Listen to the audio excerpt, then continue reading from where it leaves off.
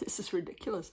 I am going to show you my September to be read, but I actually think that I have to be read for the upcoming 4 or 5 Septembers.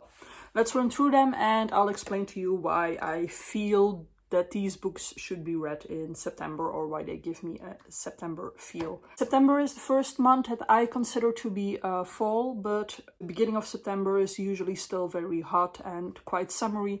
So I have some books that give me that late summer feel, and those are The House in the Cerulean Sea by Clune and the Cool Prince series by Holly Black. They both give me this, it might be the branches.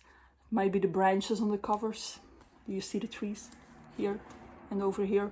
I don't know why that is, but that kind of gives me a late summery vibe. So that's why these are here.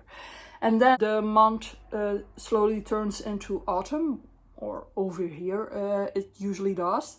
And I chose these books because they give me that early messing up with autumn and fall.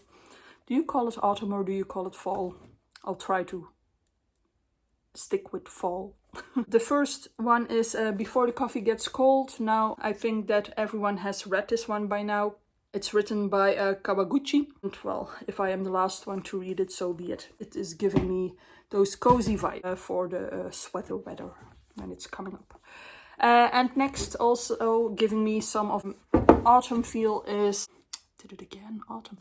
Fall feel as Legends and Lattes, and I also have the sequel, Bookshops and Bone Dust by Travis Baldry. Now, once again, I don't know how much I will be into this, as cozy fantasy usually isn't my cup of tea. Cup of coffee. If I like the first one, I'll read the second one, and if I don't like the first one, of course, I won't be bothered. Then the next one, Power by Naomi Alderman. I don't know, I think this one speaks to me because my job starts again in September. I am a teacher, and 1st of September, well, 1st of September is a Sunday, luckily this year, but the 2nd of September will be the first day of school again, and I feel like I need some power to get going again. Looking forward to, but you know how it is when you have to work instead of having a holiday. Which kind of brings me into the next category. September is the start of school again here, so anything that is somehow school related really speaks to me in September. I have The World's Worst Teachers by David Walliams. I got this as a gift from my husband once, and I still have to read it, so I hope it will be funny. And then we have Lessons in Chemistry. I'm not a chemistry teacher, but it felt really like a school vibe with that title. This one is written by Garmus. We have The Will of the Many, which starts off with someone who goes to an academy. I think, yes, at the elite Catalan Academy, a young fugitive uncovers layered mysteries. That is exactly the kind of thing that I am looking for. So The Will of the Many is written by James Islington.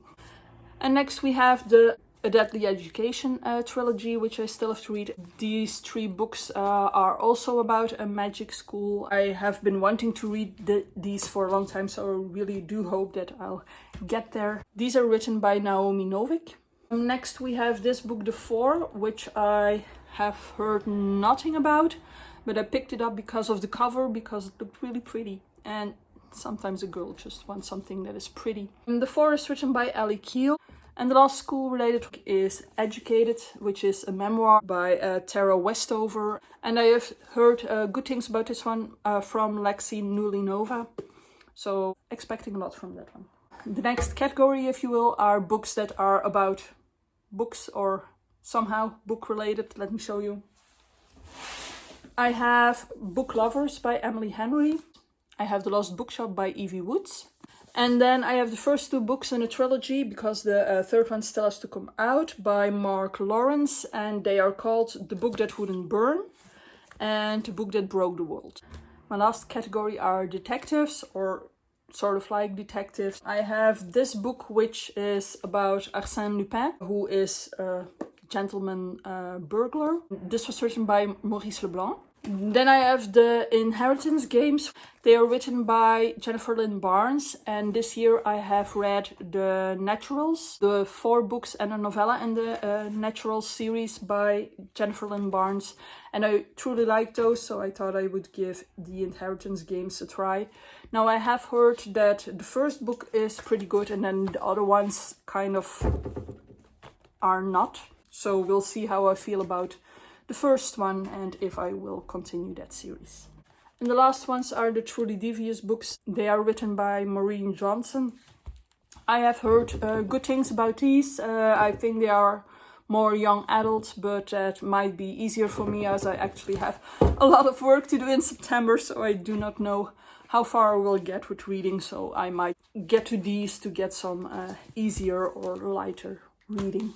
Okay, that's it. If you like this video, give it a like. Please subscribe if you like me, and I hope to see you later. Bye!